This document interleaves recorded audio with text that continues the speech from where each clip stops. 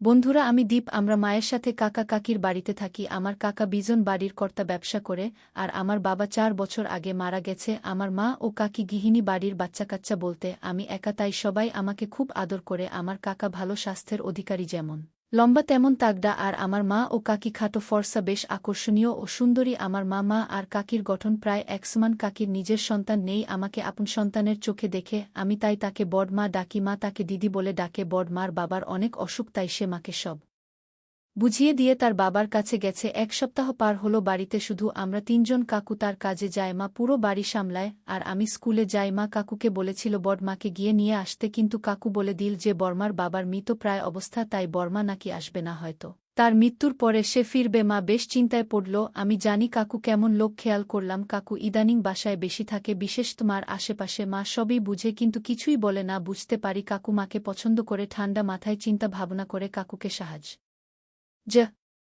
করার কথা ভাবি, কারণ সে আমার বাবারই মতো, আর মা এক স্বামী বঞ্চিত নারী, দুজনেরই এক অভাব, আর তারাই পরস্পরকে সুখী রাখতে পারে, যেহেতু তারা দেবর বৌদি হিসেবে একই বাড়িতে আগে থেকেই বাস করে। বাইরের কেউ কিছুই খেয়াল করবে না, আর তাদের জন্য কিছু করতে পারলে আমিও খুশি। আমি একদিন কাকুকে গিয়ে সরাসরি বললাম যে আমি তোমার আর মায়ের পছন্দ এক করিয়ে দিতে চাই। কাকু অবাক হয়ে বলল, এসব তুই কি বলছিস, আর কেন? আমি বললাম, কারণ তুমি আর মা এতদিন ধরে অনেক কষ্ট করেছ, তোমাদের উচিত পরস্পরের কষ্ট কম করা। কাকু বলল, তুই কবে থেকে এত কিছু বুঝতে শিখলি? আমি বললাম, যেদিন থেকে তুমি মাকে পছন্দ করো সেদিন থেকে। আমি শুধু চাই তোমরা সুখী হও। কাকু সাথে সাথে রাজি হয়ে গেল, কিন্তু আমি শর্ত দিলাম যে তোমাদের বিয়ে করতে হবে। কাকু প্রথমে লজ্জা পেলেও পরে রাজি হলো। পরিকল্পনা সাজালাম কিভাবে কি করা যায়, এবং কাজে লেগে গেলাম। মাকে গিয়ে বললাম যে বড়মাকে ছাড়া কাকু অনেক কষ্ট পাচ্ছে, তাই সে যেন কাকুর সাথে বেশি করে গল্প আড্ডা করে সময় কাটায়, তার পছন্দের খাবার রান্না করে খাওয়ায় ইত্যাদি। এরপর থেকে মা নিয়মিত কাকুর যত্ন নিতে শুরু করল,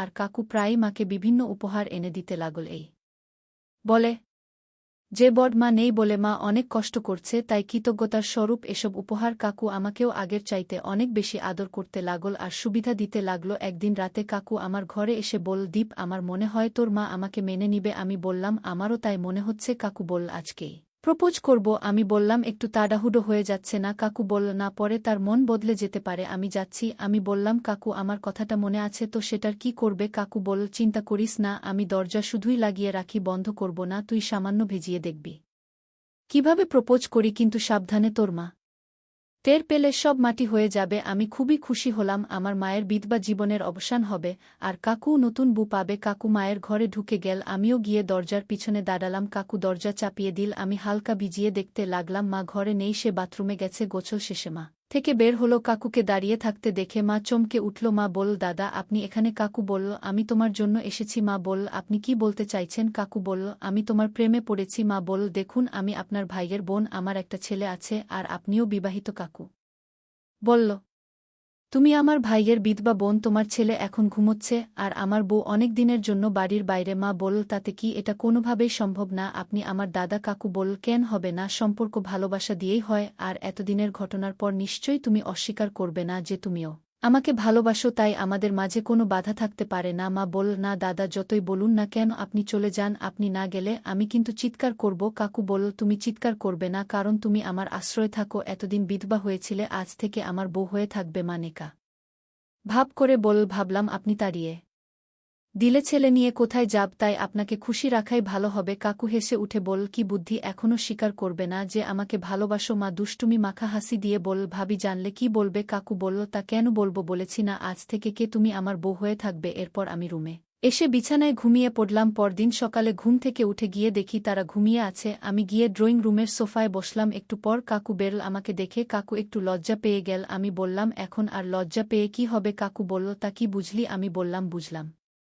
তোমরা একে অপরের প্রেমে পড়ে গেছো। কাকু বলল, ঠিক বলেছিস রে, আমি তোকে খুব তাড়াতাড়ি ভাই এনে দিব। আমি বললাম, বড়মাকে কি বলবে? কাকু বলল, কি বলবো মানে? আমি বললাম, ছেড়ে দেবে নাকি? কাকু বলল, ছেড়ে দেব কেন, রেখে দেব।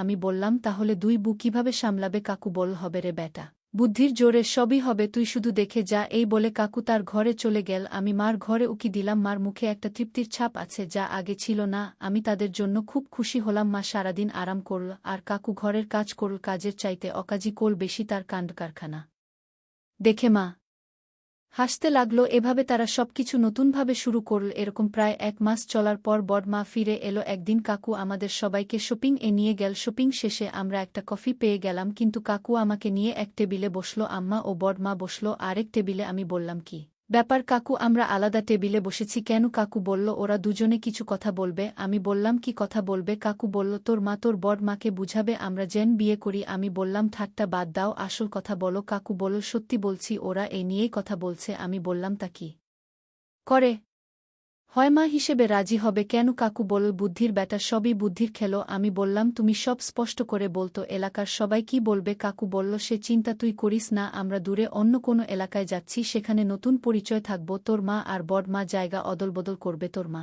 হয়ে যাবে আমার বিয়ে করা বউ, আর আমার বউ হয়ে যাবে তোর বিধবা মা। আমি বললাম, কিন্তু তুমি বড় মাকে কিভাবে মানালে? কাকু এ প্রশ্নের উত্তর দিল না, শুধুই মুচকি হাসতে লাগল। কয়েকদিনের মধ্যেই আমরা নতুন বাসায় উঠলাম, সবকিছু নতুন করে সাজিয়ে নিলাম। একদিন রাতে আমরা সবাই রাতে খাবার শেষে টিভি দেখছি। একসময় বড়মা ঘুমাতে চলে গেল আর আমাকেও জোর করে ঘুমোতে পাঠিয়ে দিল। আমি আমার ঘরে চলে এলাম, কিন্তু ঘুমালাম না। তারা সোফায় বসে টিভি দেখছে। একসময় কাকু পকেট থেকে একটা সিঁদুরের কোটা শাখা বের করে মার সামনে রাখল। মা বলল, এসব কি দাদা? কাকু বলল, এগুলো তোমার জন্য আমার উপহার, তুমি এখন থেকে আমার সত্যিকারের বউ হয়েই থাকবে, আমাদের সম্পর্ক আসল হবে আর আমাদের সন্তানও হবে। এই বলে কাকুমার স্মৃতিতে সিঁদুর আর হাতের শাখা পরিয়ে দিল। মা আবেগাব্রত হয়ে কাকুর দিকে শুধু তাকিয়ে থাকল। এতদিন পর মার ফাকাস মিতি রঙিন হয়ে খালি হাত ভরে যাওয়ায় তাকে যে কি সুন্দর দেখাচ্ছে। কতক্ষণ পর মা তাকে বলল, মা বলো দাদা। কাকু বলল, এখন থেকে আমার স্বামী স্ত্রীর মতো করেই কথা বলবে, বলো ওগো। মা বলল, ওগো, ওরা দেখে ফেললে কি মনে করবে? কাকু বলল, তোমার দিদি সব জানে। মা বলল, কিন্তু দীপ?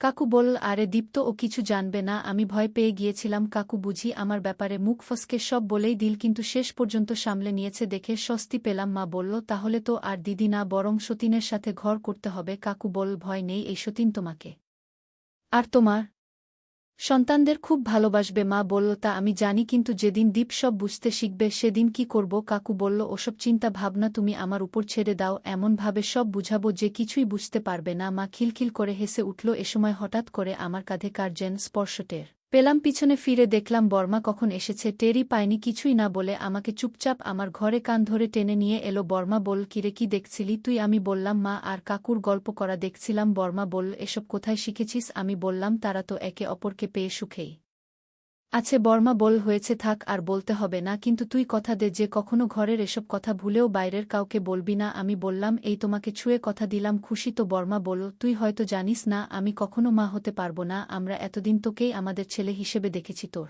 কাকু কতদিন আগে আমাকে বলল যে তোর মা যদি বিয়েতে রাজি হয় তবে সে নিজের সন্তানের বাবা হতে পারবে, আর আমিও সেই বাচ্চার মা হতে পারব। তাই আমি তোর মাকে সব বুঝিয়ে বললাম, আর সেও রাজি হলো। আমি বললাম, আচ্ছা, তারপর তো আমাকে ফেলে দিবে, তাই না? বর্মা বলল, আরে না না, তোকে কি করে ফেলতে পারি? তুই তো আমার আপন সন্তানের চাইতেও প্রিয়। আমি নতুন বাবা আর 2 মা পেয়ে আনন্দেই দিন কাটাতে লাগলাম। আমার মা আর কাকু পুরোপুরি একে অপরের প্রেমে পড়ে গেছে। মা ও বড় মা একে অপরের খুবই যত্ন রাখে। ঠিক সময়ে আমার মা আমাদের বোন উপহার দিল। কাকু ও বড় মা খুব খুশি হলো। প্রতিবেশীদের নিয়ে কোনো সমস্যা হলো না। আমার প্রতি তাদের ভালোবাসা বিন্দুমাত্র কমেনি। সবাইকে সাথে নিয়ে আমি সুখেই আছি। বন্ধুরা, কেমন লাগলো আজকের গল্প কমেন্টে জানাও। এইরকম নতুন নতুন গল্প শুনতে ভিডিওতে একটা লাইক দিয়ে সাথেই থাকো। সবাই ভালো থেকো, দেখা হবে পরের